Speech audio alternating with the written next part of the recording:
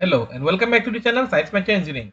Today we are going to solve the APSc Public Health Engineering Department Mechanical Engineering paper part 3 of 2021. So let's get started. Question 51. What is meant by Frenkel defect? So the answer is defect in which interstitial positions are occupied by missing atoms is called Frenkel defect. Now note, if this interstitial position is occupied by an extra atom, then it is called an interstitial defect. And the other defects I have also mentioned here, so we can go through it. So we'll go to the next question. O in a PERT CPM chart represents, so it represents an ordinary event. So we'll go to the next question. High speed steel tools retain their hardness up to a temperature of, so the answer is it retains up to a temperature of, retains its hardness up to a temperature of 900 degrees centigrade. However, in most high speed tools, a maximum temperature up to 650 degrees centigrade is taken as the working range. Okay, so we'll go to the next question. When a lift moves upwards with some acceleration, the pressure exerted by a man is dash to the acceleration. So the answer is it is directly proportional to the acceleration. Okay, so we'll go to the next question. Austenite phase in iron carbon equilibrium diagram. So it is a phase centered cubic structure. So it is a Apsc structure. So we'll go to the next question. The efficiency of a Carnot engine is given as 80%. If this cycle direction is reversed, what will be the value of the COP of the reverse Carnot cycle? So the answer is the efficiency is 80%. So Q1 minus Q2 by Q1 is equal to 80%, which is equal to 4 by 5. So 1 minus Q2 by Q1 equal to 4 by 5. So this implies Q2 by Q1 is equal to 1 by 5. Okay. So COP of reverse Carnot cycle would be what? Desired effect Q2 divided by Q1 minus Q2. So that is the work. So it is equal to 1 by Q1 by Q2 minus 1. So Q1 by Q2 would be 5. So 1 by 5 minus 1, that is 1 by 4, which is equal to 0.25. Okay, so we'll go to the next question. Jomini test is used to find. So it is used to find. The answer is hardenability. So it is known as Jomini and Quench test. So it is used to find hardenability. We'll go to the next question. The highest point of siphon is called, so it is called a summit. So what is a siphon? Siphon is a long bent pipe used to carry water from a higher reservoir to a lower reservoir when the two reservoirs are separated by a hill or higher level ground. And the tip, the highest point of this pipe is known as the summit. Okay, and this pipe is called the siphon. So we'll go to the next question. Which of the following statements are correct? Energy is an extensive property. Specific energy is an extensive property. Energy is a point function, and heat capacity is an extensive property. So the answer is the energy is an extensive property. It is right because it depends on the amount of mass present. Specific energy is actually energy per unit mass, so it doesn't depend on the amount of mass present. So it is not an extensive property, it is an intensive property. Then energy is a point function is correct because it doesn't depend on the path taken to reach the particular state.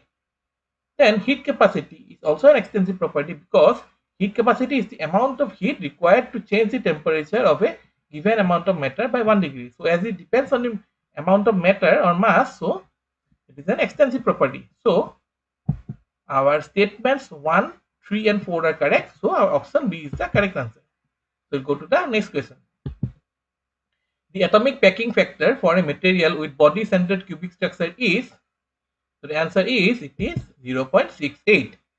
And the atomic packing factor for face-centered and hexagonal close-packed structures are 0.74. And I have given also some of the examples of the metals which are body-centered cubic structure or a face-centered cubic structure or hexagonal close-packed structure. So we'll go to the next question. What is the pH value of water permissible in boiler? So the answer is the pH value of water permissible in boiler is slightly more than 7. So it is a bit basic. So it is around 7.5 to 8.5. So the idea is that because of the impurities, the water may become acidic. So, and because of the depositions, it may become acidic. So, it may harm the interior surface of the boiler. So, if it is a little basic, then even if it tries to become acidic, so it will be neutral, and so it will not corrode the inner of the boilers. Okay. So, we'll go to the next question. A cyclic heat engine operates between a source temperature of 927 degrees centigrade and a sink temperature of 27 degrees centigrade. What will be the maximum efficiency of the heat engine? So the answer is, see, this heat engine must be a Carnot engine then.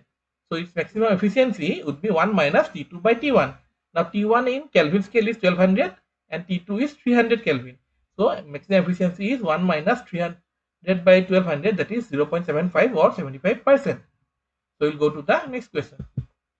The binding material used in cemented carbide tools is, so the answer is, it is cobalt. So basically cemented carbide tools are made by powder metallurgy and the binding material used is cobalt.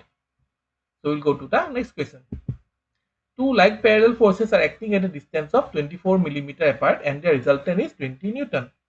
If the line of action of the resultant is 6 millimeter from any of the force, the two forces are, so the answer is, see, here we have these 2 points A and B where these two forces P and Q are acting, and the resultant R is here acting at the point C, that is 6 millimeter from the force acting at point A. Now, because of these two forces P and Q, we have this resultant R. So P plus Q would be equal to R, and the moment of P and Q at the point A would be equal to the moment of R at the point A. So what we get is that Q into AB plus P into 0 is equal to R into AC. Now we know AC and AB, so we know Q would be equal to 5 Newton. So since P plus Q is equal to R, so P plus Q equal to 20 Newton, so P is 15 Newton. Okay, so we'll go to the next question.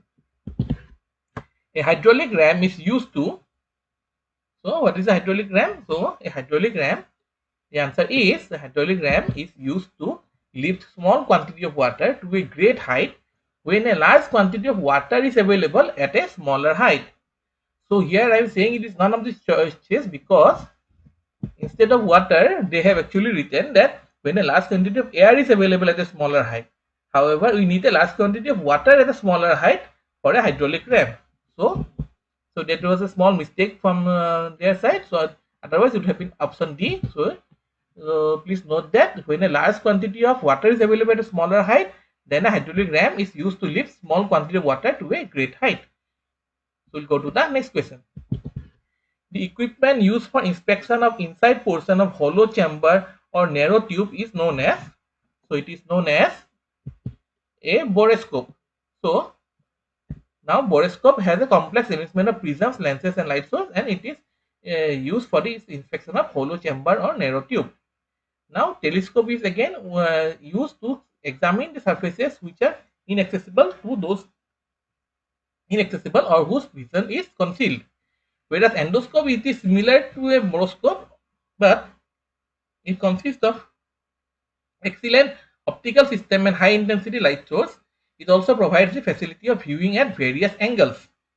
Okay, and then flexiscope is a flexible fiber optic borescope that can view the defects around the corners and can pass and throw passes having multiple directional changes. So it can go in multiple directions also, because it is made of fiber optic. Okay, so the basic answer it is that for this inspection of hollow chambers, what we use is a borescope.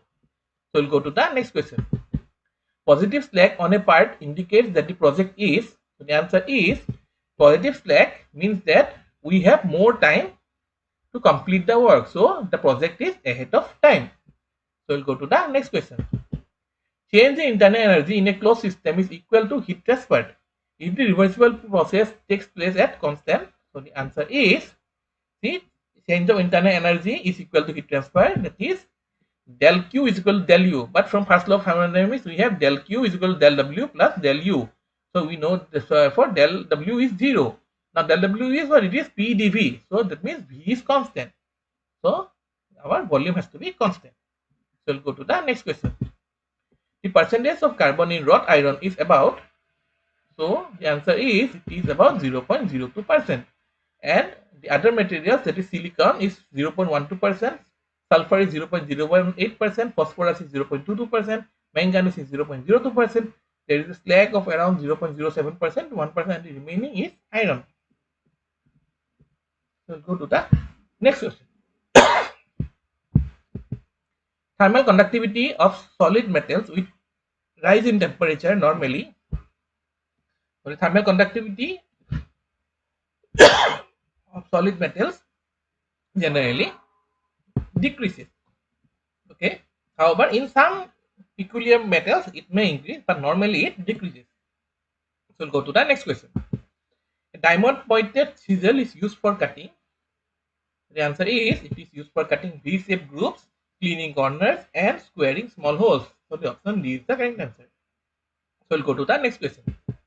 The angle between the lead centers is, the answer is the angle between the lead centers, that is life center and dead center, is 0 degree. However, if the included angle is asked, the included angle of the dead center is usually 60 degree for general purpose work and 75 degree for heavy work. Okay, so we'll go to the next question. The basic tool for work study is, so the answer is it is a stopwatch. So work study, what we do is that basically whenever an operator is working, so we try to calculate the time that he needs to efficiently do the work without any hazard. Now this time is recorded with the stopwatch, and then we note it down so that we can make a basic work study map. So the basic tool is a stopwatch. So we'll go to the next question. Which of the following is not a path function? Now heat, work, kinetic energy, and thermal conductivity. So the answer is, see, path function means the property depends on the path taken by the path or the process taken from to reach from A point to B point, or from point 1 to point 2. So you see, heat transfer and